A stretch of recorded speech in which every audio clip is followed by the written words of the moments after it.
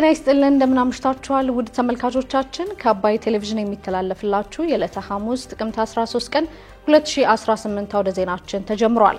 በምሽቱ የዜና ወጃችን በርካታ ዘገባዎችን ወደ እናንተ እናደርሳለን። የቢዝነስና የምጣኔ ሀብት ዘገባችንም ሰዓቱን ጠብቆ ወደ እናንተ ይደርሳል። ከዜናዎቹ ጋር ራቢያ ከድር ቆይታ አድርጋለሁ። አብራችሁን ቆዩ። በመጀመሪያ ክፍለ ጊዜ የመረጃ ጥንቅራችን በአማራ ክልል መንግስታዊ መዋቅር እንዳይፈርስ ቀድሞ በመድረስ ትልቅ አስተዋጽኦ ያበረከተው የመከላከያ ምስራቅ እዝ ነው ሲሉ አቶ አረጋ ከበደ መናገራቸውን የትግራይ ህዝብ ጦርነት ሰለቸኝ ዳግም ወደ ጦርነት አንገባም ሲል ለሀገራዊ ምክክር ኮሚሽን እንደገለጸ የምክክር ኮሚሽኑ ኮሚሽነር ዮናስ አዳዬ መናገራቸውን እንዲሁም በማዕከላዊ ኢትዮጵያ በሲዳማና በደቡብ ኢትዮጵያ ክልሎች በስር ላይ የሚገኙ ተጠርጣሪዎች ላይ የመብት ጥሰት እየተፈጸመ ነው ሲል ኢሰመኮ መግለጹን ጨምሮ ሌሎች መረጃዎችን ይዘናል። አብራችሁን ቆዩ። በአማራ ክልል መንግስታዊ መዋቅር እንዳይፈርስ ቀድሞ በመድረስ ትልቅ አስተዋጽኦ ያበረከተው የመከላከያ ምስራቅ እዝ ነው ሲሉ አቶ አረጋ ከበደ ተናገሩ። ከሁለት ዓመት በፊት ታጣቂ ኃይሎች የአማራ ክልል መንግስትን በማስወገድ የራሳቸውን መንግስት ለመመስረት እንዲሁም የፌደራል ስርዓቱን አደጋ ላይ ለመጣል ያደረጉትን ሙከራ ያከሸፈው የመከላከያ ሰራዊት ምስራቅ እዝ ሰሜን ምዕራብ እዝ ናቸው ብለዋል። የምስራቅ እዝ በክልሉ አደጋው ሲፈጠር ከምስራቁ የሀገሪቱ አካባቢዎች በፍጥነት በመምጣት ነገሮችን በቁጥጥር ስር እንዲውል አድርጓል ሲሉም ገልጸዋል። በዚህም ምስራቅ እዝ 3 ሚናዎችን ተወጥቷል ያሉት አቶ አረጋ በታጣቂዎች ታቅዶ የነበረውን ስልጣንን በኃይል የሚያስተልኮ አክሽፏል ሲሉም ገልጸዋል። እንዲሁም በተለያዩ የክልሉ አካባቢዎች ሰላም እንዲረጋገጥ አድርጓል ያሉት አቶ አረጋ የክልሉ የጸጥታ ኃይልንም ገንብቷል ሲሉ ተናግረዋል።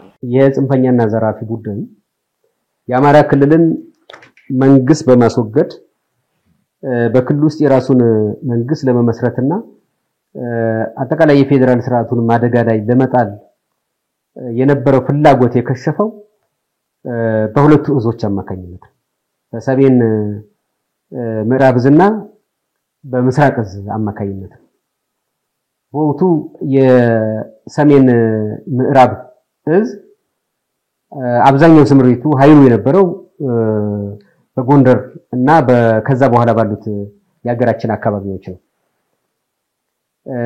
ችግሩ እንደተከሰተ ወዲያውኑ ቶሎ ብሎ የደረሰው የምስራቅ እዝ ነው፣ ከምስራቅ የሀገራችን አካባቢ ማለት ነው። እና ይሄ ጉዳይ እንዲከሽፍ ያደረገው ፕራይመሪሊ የምስራቅ እዝ መሆኑን ዊትነስ ማድረግ ፈልጋለሁ፣ ምስክርነት መስጠት ፈልጋለሁ። በተለይም ደግሞ የሀገራችን መንግስት ያስቸኳይ ጊዜ አዋጅ በአማራ ክልል እስካወጀ በኋላ አዋጁን ተግባራዊ ለማድረግ የተንቀሳቀሰው ይሄ እዝ ነው። ይሄን ለማድረግ በከፍተኛ ደረጃ መስዋዕትነት ከፍሏል። መጀመሪያ ትልቁ ሚናው ይህን ጽንፈኛና ዘራፊ ቡድን አቅዶት የነበረው የመንግስትን ስልጣን በኃይል የመቆጣጠር ተልእኮውን በማክሸፍ ትልቅ አስተዋጽኦ አበርክቷል። አንድ ሁለተኛ ደግሞ በቆየባቸው ጊዜያት አሁን ያለው ሰላም እንዲረጋገጥ በማድረግ ቀደም ሲል በገለጽካቸው በጎጃምና በደቡብ ጎንደር አካባቢ ይሄ ሰላም እንዲረጋገጥ በየበረሃው በየሸንተረሩ በየዳገቱ በየቁልቁለቱ በመውጣትና በመውረድ ይሄ በእነዚህ ዞኖች ላይ በእነዚህ አካባቢዎች ላይ በዚህ የክልላችን ግማሽ ክፍል ላይ ሰላም እንዲረጋገጥ ለማድረግ ከፍተኛ ስራ ሰርቷል ማለት ነው። በሶስተኛ ደረጃ ኦፕሬሽኑን ከማካሄድ ወይም ደግሞ በህግ በማስከበር ተልእኮውን ከመወጣት ባሻገር የክልሉን የጸጥታ ኃይል በመገንባት በኩል ደግሞ ከፍተኛ ሚና ተጫውቷል። ለምሳሌ የክልላችን የፖሊስ ኃይል የሚሊሻ ኃይል በማጠናከር በማሰልጠን በማበረታታት በማስታጠቅ በማንቃት በማደራጀት በጣም ትልቅ ስራ ሰርቷል። በተለይም በጎጃም ቀጠናዎችና በደቡብ ጎንደር አካባቢዎች ምስራቅ እዝ ሰላም አስከብሯል ያሉት አቶ አረጋ በተለያዩ ከተሞች ህዝቡን በማወያየት ትልቅ ሚናም ተወጥቷል ሲሉ ተናግረዋል። ወይም ደግሞ በራሱ ከሚፈጽመው ተልእኮ በላይ ምስራቅ እዝ የክልላችንን በተለይም ደግሞ የጎጃም ምስራቅ ጎጃም ምዕራብ ጎጃም የአዊ ዞን የሰሜን ጎጃምና የደቡብ ጎንደር የሚሊሻ ኃይል የሰላም አስከባሪ ኃይል የግል ታጣቂ በአንድ ላይ አደራጅቶ የአካባቢውን ሰላም እንዲያስከብር በማድረግ ረገድ የተጫወተው ሚና ቀላል አይደለም። ህዝባችንን በማንቃትና በማደራጀት ቅድም አንስተሃል ተጋዳሞት ያኔ ምስራቅ ጎጃም ፖሊስ ማሰልጠኛ ተቋም ህዝቡን በማዋየት ፍኖተ ሰላም ህዝቡን በማዋየት ቡሬ ደብረታቦር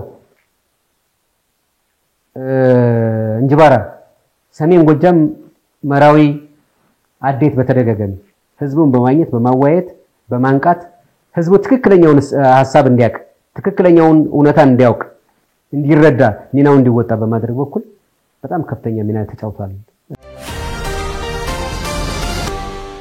የትግራይ ህዝብ ጦርነት ሰለቸን ዳግም ወደ ጦርነት አንገባም ሲል ለሀገራዊ ምክክር ኮሚሽነሩ እንደገለጸ የምክክር ኮሚሽኑ ኮሚሽነር ዮናስ አዳዬ ተናገሩ። ኢትዮጵያ ያሉባትን መሰረታዊ ችግሮች ለመፍታት አገራዊ ውይይትና ምክክር እንዲካሄድ ታስቦ የተቋቋመው የምክክር ኮሚሽን በሀገር ውስጥና ከሀገር ውጭ ተንቀሳቅሶ አጀንዳ እየለየ እንዲሁም ለምክክሩ ምቹ ሁኔታ እየፈጠረ መሆኑን ሲገልጽ ይሰማል። ከሰሞኑ በተለያዩ ክልሎች ውይይት ሲደረግ እንደነበረ ለአዲስ ሚዲያ ኔትወርክ የተናገሩት የኮሚሽኑ ኮሚሽነር ዶክተር ዮናስ አዳዬ በትግራይ ክልልም ውይይት መደረጉን ተናግረዋል። በዚህም ህዝቡ ጦርነት በቃን አንገሸገሸን ዳግም ወደ ጦርነት አንገባም ብሎናል ሲሉ ኮሚሽነር ዮናስ አዳዬ ተናግረዋል። የፖለቲካ ፓርቲዎችና ምሁራንም ተመሳሳይ ሐሳብ መስጠታቸውን እንዲሁ ጨምረው ተናግረዋል። በመሆኑም በክልሉ ሀገራዊ ምክክር ለማካሄድ አስቻይ ሁኔታ የለም በሚል የሚነገረው ሐሳብ ትክክል አይደለም ሲሉ ዶክተር ዮናስ አሳስበዋል። ህዝቡ ነው አስቻይ ሁኔታ ህዝቡ ጦርነት በቃን አንገሸገሸን ሰለቸን ዳግም ጦርነት አንገባም የሚል አቋም ነው የያዘው። ብዙ ፖለቲካ ፓርቲዎችም ምሁራንም ቋንቋቸው ይሄ ነው። አመራሮችን ስናነጋግራቸው ምክክርን እምቢ ማለት አይቻልም። የሰማነው መልስ በተደጋጋሚ የሰማሁትን ነው እንግዲህ በአካልም በመገኘት ማለት ነው። ስለዚህ አስቻይ ሁኔታዎች የሉም ተብሎ አንዳንድ ጊዜ ሲነገር እሰማለሁ ከዚህም ጭምር እና የተሳሳቱ መረጃዎች ሊኖሩ ይችላሉ። በዋናነት ግን እዛው ከመሬቱ ላይ እዛው ከነበሩ ሰዎች ጋር በመነጋገር ከህወሓት መሪዎች ጋር ተነጋግረናል። እዛው ነበርኩኝ። አገሩን ክልሉን ከሚመሩ አመራሮች ጋር ከካቢኔው ጋር ተነጋግረናል። ከነሱ ያገኘነው አዎንታዊ መልስ ነው።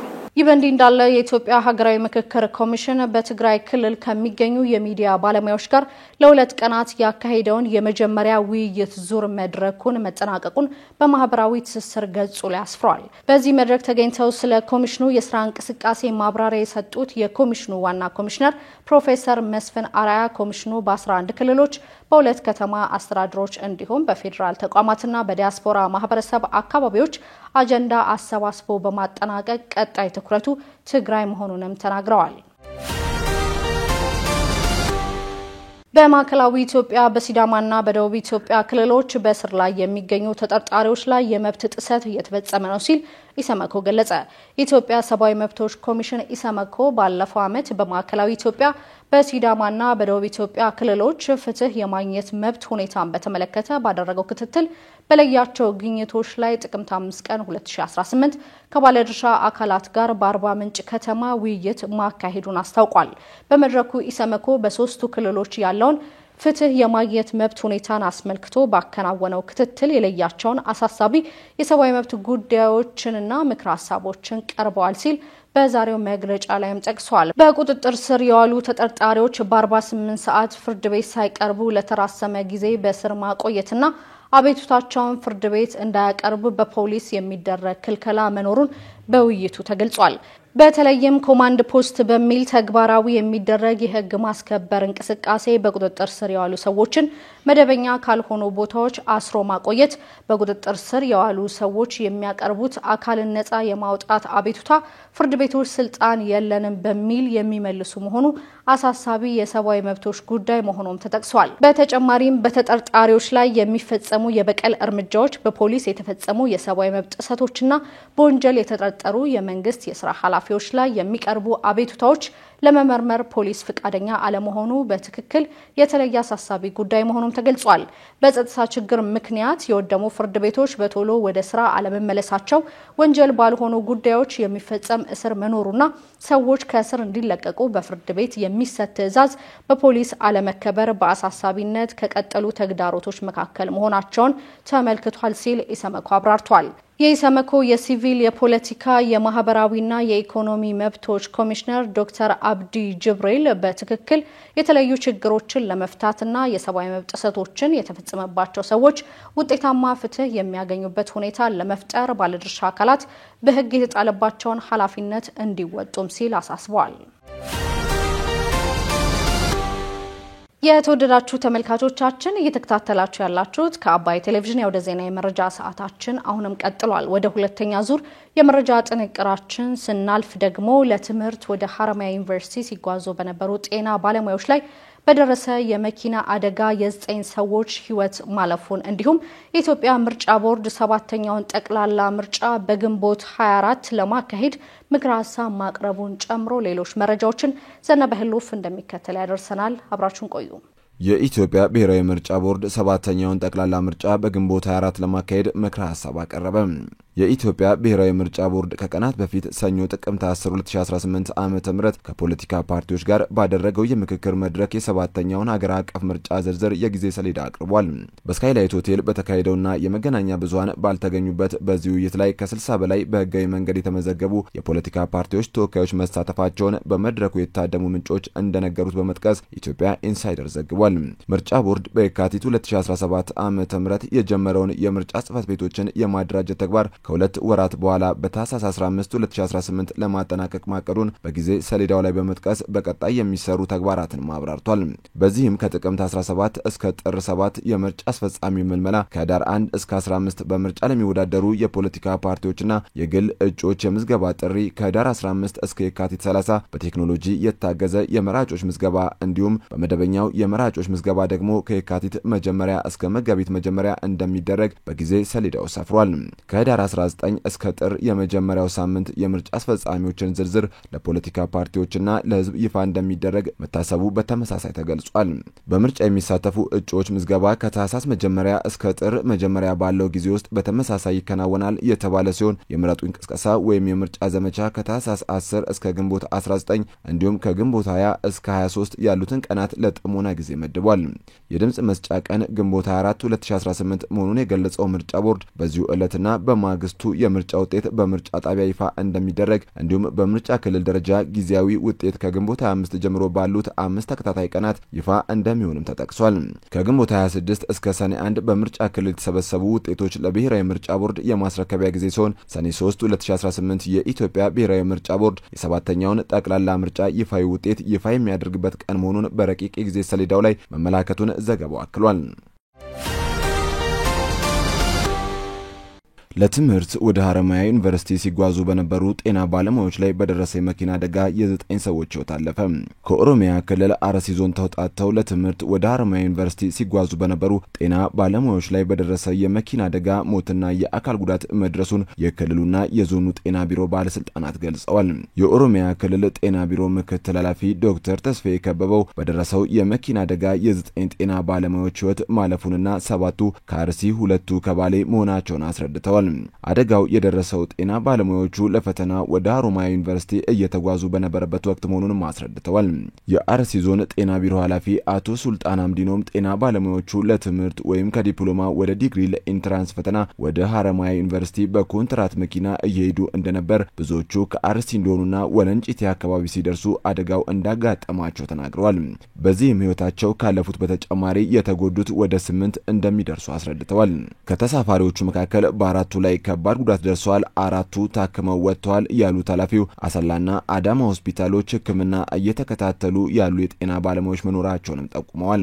በመኪናው በአጠቃላይ 28 ሰዎች ተሳፍረው እንደነበር፣ ሁሉም ከተለያዩ ወረዳዎች የተውጣጡ ጤና ባለሙያዎች እንደነበሩ ገልጸው ሁሉም የጤና ጣቢያ ሰራተኞች ናቸው ነው ያሉት። አደጋው የደረሰው ከአዳማ ወደ ዩኒቨርሲቲው ሲጓዙ ወለንጪቲ እንደደረሱ ትናንት ጥቅምት 12 ቀን 2018 ዓ.ም ከጧቱ 12 ሰዓት ገደማ መሆኑንም ገልጸዋል። አደጋው የተከሰተው ከሐረርጌ ወደ አዳማ በርበሬ ጭኖ ሲጓዝ የነበረ አይሱዙና ባለሙያዎቹን የጫነው ተሽከርካሪ ተጋጭተው መሆኑንም አቶ ሱልጣን ለቲክባ ተናግረዋል። የሱዳን ፈጥኖ ደራሽ ኃይል መሪ ከጎረቤት ሀገሮች የሚነሱ የጦር ጀቶችና ሰው አልባ አውሮፕላኖች ላይ ጥቃት እንደሚያደርሱ አስጠነቀቁ። የሱዳን ፈጥኖ ደራሽ ኃይል መሪ ጄኔራል መሐመድ ሐምዳን ዳጋሎ ወይም ሄሜቲ ሰራዊታቸው ላይ ጥቃት ለማድረስ ከሱዳን ጎረቤት አገሮች የሚነሱ የጦር ጀቶችና ሰው አልባ አውሮፕላኖች ላይ ኃይላቸው ጥቃት እንደሚያደርስ አስጠንቅቀዋል። ቁሳቁስ ለማድረስ ጥቃት ለመፈጸም ወይም ለመግደል ከየትኛውም ጎረቤት ሀገር የሚነሳ የትኛውም አውሮፕላን ያሰጋናል ያሉት ሐምዳን ዳጋሎ የቀጣናው አገራት አውሮፕላን ማረፊያዎች በሱዳን ለሚደርሱ ጥቃት መነሻ ከሆኑ የጦር አውድማ እንደሚሆኑ ዝተዋል። ማስጠንቀቂያቸው በተለይ ግብጽ ላይ ያነጣጠረ መሆኑ ቢታመንም ከዚህ ቀደም የወጡ አንዳንድ ሪፖርቶች የሱዳን መንግስት የጦር አውሮፕላኖቹን ከፈጥኖ ደራሽ ኃይሉ ጥቃት ለመጠበቅ ሲል ከፖርት ሱዳን ወደ ኤርትራዋ መዲና አስመራ ማዘዋወሩን አመልክቶ ነበር። ግብጽ የሱዳን ጦርን በማሰልጠን እና ሰው አልባ አውሮፕላንን በማቅረብ በጦርነቱ መሳተፏ ሲገለጽ ቆይቷል። የሱዳን ጦር የዘር ጭፍጨፋ ፈጽሟል ሲሉ የከሰሱት ሄሜቲ ጦሩ በዳርፉርና ኮርዶፋን ግዛቶች ጎሳ ተኮር ጥቃት በመፈጸም ሰዎችን ከምድረ ገጽ ሊያጠፋ ነው ሲሉ ማክለዋል። የሱዳን ፈጥኖ ደራሽ ኃይል ባለፉት ጥቂት ቀናት በጦሩ በተያዙ አካባቢዎች በተከታታይ የሰው አልባ አውሮፕላን ጥቃት ፈጽሟል። በሌላ በኩል የሱዳን ሲቪል አቪዬሽን ባለስልጣን በካርቱም ዓለም አቀፍ አውሮፕላን ማረፊያ ላይ የደህንነት ፍተሻ ካደረገ በኋላ አውሮፕላን ማረፊያውን ለበረራ ክፍት አድርጓል። ሆኖም ግን ባለፉት 24 ሰዓታት በአካባቢው የሰው አልባ አውሮፕላን ጥቃት እየደረሰ ነው። ፈጥኖ ደራሽ ኃይሉ የካርቱም አውሮፕላን ማረፊያ ላይ የሰው አልባ አውሮፕላን ጥቃት ማድረሱን ተከትሎ የሱዳን ጦር መሪ ሌተናል ጀነራል አብዱል ፈታህ አልቡርሃን ከዳርፉር 24 ጋር ባደረጉት ቃለ ምልልስ ፈጥኖ ደራሽ ኃይሉ በሱዳን ቀጣይ ዕጣ ፈንታ ውስጥ ምንም ሚና አይኖረውም ብለዋል። የአሜሪካ ውጭ ጉዳይ ሚኒስትር የእስራኤል ፓርላማ ዌስት ባንክን ለመጠቅለል ያሳለፈውን ውሳኔ ተከትሎ አስጠነቀቁ። እስራኤል በወረራ በያዘቻቸው በዌስት ባንክና በምስራቅ ኢየሩሳሌም በመቶ ሺዎች የሚቆጠሩ አይሁዳንና ፍልስጤማውያን የሚኖሩ ሲሆን ከሰሞኑ የእስራኤል የቀኝ አክራሪ ፖለቲከኞች በወረራ የተያዘችውን ዌስት ባንክን ለመጠቅለል ውሳኔ ማሳለፋቸው አነጋጋሪ ሆኗል። ሕጉ 120 መቀመጫዎች ባሉት ፓርላማ በከፍተኛ የድጋፍ ድምጽ መጽደቁም ተገልጿል።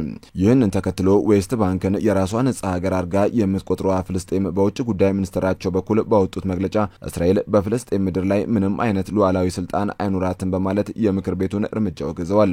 በተመሳሳይ ባለፈው ዓመት የዓለም አቀፉ ፍርድ ቤት የተባበሩት መንግስታት ከፍተኛ ፍርድ ቤት የእስራኤል ወረራ ህገወጥ ነው ሲል ውሳኔ ማሳለፉ አይዘነጋም። ጉዳዩን በተመለከተ ታዲያ የአሜሪካ የውጭ ጉዳይ ሚኒስቴር ማርኮ ሩቢዮ ወደ እስራኤል ለመጓዝ አውሮፕላን እየተሳፈሩ ባስተላለፉት የማስጠንቀቂያ መልእክት አሜሪካ እስራኤል ዌስት ባንክን ወደ ግዛቷ ለመጠቅለል የምታደርገውን ጥረት እንደማስደግፍ በመግለጽ ለጋዛ ሰላም ስምምነት አፍራሽና አስጊ እንደሚሆን ተናግረዋል።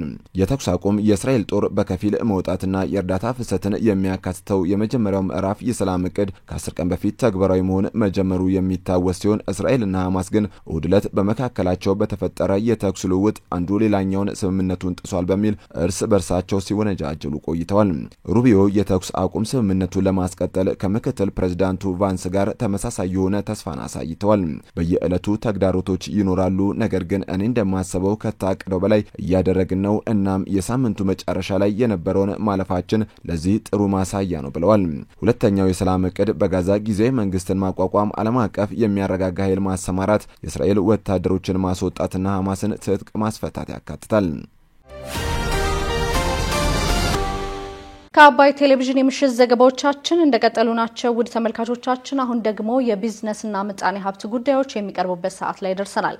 መረጃዎቹን ሀና ፍሳይ ዛለሽ ተከታትለን እንመለስ። በድጋሚ አብራችሁን ቆዩ። በዓለም ባንክና በአይኤምኤፍ ዓመታዊ ስብሰባ ላይ የተሳተፈው የኢትዮጵያ ልዑክ ከአይኤምኤፍ ዋና ዳይሬክተር ጋር መወያየቱን አቶ አህመድ ሺዴ ገለጹ። በአቶ አህመድ ሺዴ የተመራ የኢትዮጵያ ከፍተኛ ልዑክ በኢኮኖሚ ሪፎርም ሂደትና ከአይኤምኤፍ አመራር ጋር ያለውን ቀጣይ አጋርነት በተመለከተ ከዓለም አቀፉ የገንዘብ ድርጅት አይኤምኤፍ ዋና ዳይሬክተር ክሪስታሊና ጆርጂቫና ከአይኤምኤፍ የአፍሪካ ዲፓርትመንት ከፍተኛ አመራሮች ጋር ውይይት ማድረጉ ተገልጿል። ውይይቱ እንደ አውሮፓውያን አቆጣጠር ኦክቶበር 2025 የዓለም ባንክ ቡድን እና የዓለም የገንዘብ ድርጅት አይኤምኤፍ ዓመታዊ ስብሰባ ጎን ለጎን የተካሄደ ሲሆን በኢትዮጵያ እየተካሄደ ባለው የኢኮኖሚ ሪፎርምና የወደፊት ትብብር ዙሪያ ያተኮረ እንደነበረም አቶ አህመድ ሺዴ ገልጸዋል። ይህ የገንዘብ ሚኒስትሩ አቶ አህመድ ሺዴና የብሔራዊ ባንክ ገዢው ዶክተር ኢዮብ ተካልኝ የተሳተፉበት የዓለም ባንክና የአይኤምኤፍ ዓመታዊ ጉባኤ ኢትዮጵያ እየተገበረች ካለው የኢኮኖሚ ሪፎርም ማግስት መካሄዱ ተጠባቂም አነጋጋሪም እንዲሆን አድርጎታል። ጉባኤው ከአይኤምኤፍ ጋር ያለንን ግንኙነት ያጠናከረ የተነጋገርንበትና ውጤታማ ውይይት ያደረግንበት ነው ሲሉም አቶ አህመድ ገልጸዋል። እንዲሁም ከተለያዩ የዓለም አቀፍ ፋይናንስ ተቋማት ጋር ሰፋ ያለ ውይይት አድርገናል ሲሉ ገልጸዋል። የኢትዮጵያ ልኡካን ቡድን በአመታዊ የዓለም ባንክና የአይኤምኤፍ ስብሰባዎች ላይ ስኬታማ የሆነ ተሳትፎ አድርጎ ስራውን አጠናቋል። በነበረን ውይይት ወቅትም በተለይ የኢትዮጵያ የተሟላ ማክሮ ኢኮኖሚ ሪፎርም ቀጣይ ድጋፍ ተጠናክሮ እንዲቀጥል ከማስቻል ረገድ ላይ በአይኤምኤፍ በኩል ያለንን ግንኙነት የበለጠ ያጠናከርንበትና ውጤታማ ውይይት ያደረግንበት ከአይኤምኤፍ ማኔጂንግ ዳይሬክተሯ ከምክትል ኃላፊው ከተለያዩ የአይኤምኤፍ ዲፓርትመንቶች የኢትዮጵያን ኢኮኖሚ ሪፎርም በፊስካልም በባላንስ ኦፍ ፔመንትም ድጋፋቸውን አጠናክሮ እንዲቀጥሉ ጥሩ መግባባት የተደረሰበት ነው። እንዲሁም ከዓለም ባንክ ደግሞ ዓለም ባንክ ትልቁ የልማት አጋራችን ነው። ከሪፎርም ጋር ተገናኝቶ የበጀት ሰፖርትም እየሰጠ ያለ ተቋም ነው። ከሪፎርም ጋር ተገናኝቶ የሚደረጉት የበጀት ሰፖርቶች ተጠናክሮ የሚቀጥሉበት ሁኔታ ላይ እንዲሁም በተለያዩ ዘርፎች ዓለም ባንክ ኢትዮጵያ ውስጥ በሚያደርጋቸው የልማት ፋይናንስ ድጋፎች አጠናክሮ በሚቀጥልበት ጉዳይ ላይ ከባንኩ ፕሬዚዳንት፣ የኦፕሬሽን ኃላፊዎች፣ የአፍሪካ ጉዳይ ምክትል ፕሬዚዳንቶችና ሌሎች ዲፓርትመንቶች ጋር የተሳካ ውይይት ያደረግንበት ነው። ከዚህ በተጨማሪ የተለያዩ ዓለም አቀፍ የፋይናንስ ተቋማት ጋር ሰፋፊ ውይይቶችን አድርገናል። በዚህም የልማት አጋሮች የኢትዮጵያን ኢኮኖሚ ሪፎርምና የኢትዮጵያን እድገት በከፍተኛ ደረጃ የሚያደንቁ መሆኑንና ይህንንም ለማገዝ ጠንካራ ፍላጎት ያሳያቸው መሆኑን በውይይታችን ጥሩ መግባባት የተደረሰበት ነው። ሰፊ ውይይት ነው ያደረግነው። ከተለያዩ ማዕዘናት ከአውሮፓ፣ ከኤዥያ፣ ከሰሜን አሜሪካ ያሉ የልማት አጋሮች ጋር በስፋት ውይይት ያደረግንበት ነው። አቶ አህመድ በማብራሪያቸው ከጉባኤው ጎን ለጎን ባደረጓቸው ውይይቶች በቢሾፍቱ ለሚገነባው ዓለም አቀፍ የአየር ማረፊያ ግንባታ እገዛ እንዲያደርጉ ዓለም አቀፍ የፋይናንስ ተቋማትን ማግባባታቸውን ተናግረዋል። የብድር ሽግሽጋችንም በጥሩ ሁኔታ ላይ ይገኛል፣ የማግባባት ስራም ሰርተናል ብለዋል ሚኒስትሩ። ከዚህ በተጨማሪ ለቢሾፍቱ ዓለም አቀፍ አዲስ ኤርፖርታችንም የተለያዩ የልማት ፋይናንስ ተቋማትንም በስፋት ያወያየንበት ነው። ከተለያዩ የሚድል ኢስተርን የፋይናንስ ተቋማት ለምሳሌ የሳዑዲ ዴቨሎፕመንት ፈንድ፣ የቀታር ዴቨሎፕመንት ፈንድ፣ የአቡዳቢ ዴቨሎፕመንት ፈንድ፣ የኩዌት ዴቨሎፕመንት ፈንድ እና ሌሎችም የአሜሪካ ያሉ የፋይናንስ ተቋማት፣ በአውሮፓም ያሉ የፋይናንስ ተቋማት፣ በኤዥያም ያሉ የፋይናንስ ተቋማት አዲሱ ኤርፖርታችንን ፋይናንስ እንዲያደርጉ ከፍተኛ የሆነ የማግባባትና ጥሩ አንደርስታንዲንግ የመፍጠር ስራ በተሳካ ሁኔታ ተፈጽሟል። እንዲሁም የጂ20 ኮመን ፍሬምወርክ የብድር ሽግሽጋችን በጥሩ ደረጃ ላይ ነው የሚገኘው። ኤምኦዩ ከሁሉም ጋር በአብዛኛው ከአንድ ሀገር በስተቀር ተፈርሟል። በዚህም ረገድ የአይኤምኤፍም የወርልድ ባንክም እንዲሁም የፓሪስ ሴክሬታሪያት ከፈረንሳዮች ጋር ውይይት በማድረግ ከቻይና ጋር ውይይት በማድረግ ይሄ ስራ ተጠናክሮ እንዲቀጥል ከማግባት የተደረሰበት ነው። ኢትዮጵያ ዕዳ ሽግሽግ በማግኘት በኩል በጥሩ ጎዳና ላይ የምትገኝ መሆኑን በዓለም አቀፍ የዴት ራውንድ ቴብል ላይ በስፋት ውይይት የተካሄደበት ነው ማለት ነው። ከዚህ በተጨማሪ ኢትዮጵያ ውስጥ የተካሄደ ያለው የተሟላ ኢኮኖሚ ሪፎርም እጅግ ውጤታማ መሆኑን በስኬት ጎዳና የተጓዘ መሆኑን ሁሉም የነዚህ ዓለም አቀፍ ፋይናንስ ተቋማት የአይኤምኤፍም የወርልድ ባንክም ሌሎችም በከፍተኛ ደረጃ የሚመሰክሩት እና ድጋፋቸውን አጠናክሮ የሚቀጥሉ መሆኑን የተረጋገጠበት ነው። የቤንሻንጉል ጉሙዝ ክልል ከ1700 ኪሎ ግራም በላይ ወርቅ ወደ ብሔራዊ ባንክ አስገብቻለሁ አለ። የቤንሻንጉል ጉሙዝ ክልል ማዕድን ሀብት ልማት ቢሮ ባለፉት 3 ወራት 1723 ኪሎ ግራም ወርቅ ከክልሉ ወደ ብሔራዊ ባንክ ማስገባቱን አስታውቋል። የቢሮ ኃላፊ ቱጃኒ አደም በ2018 በጀት ዓመት ከ7000 ኪሎ ግራም በላይ ወርቅ ወደ ብሔራዊ ባንክ ለማስገባት ታቅዶ እየተሰራ መሆኑን ተናግረዋል። በሩብ ዓመቱም የአምራችነት ፍቃድ ካላቸውና ከልዩ አነስተኛ ማህበራት 1723 ኪሎ ግራም ወርቅ ወደ ብሔራዊ ባንክ መግባቱን ተናግረዋል። ዘርፉ ከሚያስገኘው የተለያዩ የገቢ አማራጮችም 27 ሚሊዮን ብር ገቢ ተገኝቷል ብለዋል። መንግስት ያደረገው የማክሮ ኢኮኖሚ ማሻሻያ ከዚህ በፊት እንቅፋት ሆኖ የቆየውን የጥቁር ገበያ ችግር በመቅረፍም በዘርፉ የተሰማሩ የወርቅ አቅራቢዎችን ተጠቃሚ ከማድረግ ባለፈ የውጭ ምንዛሪ እያስገኘ እንደሚገኝ አብራርተዋል። የማዕድን ሀብት የክልሉን ህብረተሰብ በኢኮኖሚ ተጠቃሚ እያደረገ መሆኑን ጠቁመው በ3 ወራት ብቻ ከ1400 በላይ ዜጎች በዘርፉ የስራ ዕድል ተጠቃሚ አድርገዋል ብለዋል። ህብረተሰቡ ከወርቅ በተጨማሪ እምነበረድ ድንጋይ፣ ከሰልና ሌሎች ማዕድናትን በማምረትም ኢኮኖሚያዊ ተጠቃሚነቱን እያሳደገ እንደሆነም ኃላፊው አብራርተዋል። የማዕድን ልማት ስራው በህገወጥ መንገድ እንዳይከናወን ትኩረት መሰጠቱን አንስተው በክልል ደረጃ የተቋቋመው ግብረ ኃይልም ህጋዊ የወርቅ ግብይት እንዲጠናከር የሚያደርገው የክትትልና ቁጥጥር ስራ ውጤታማ መሆኑን መናገራቸውን ይዚያ ዘግቧል።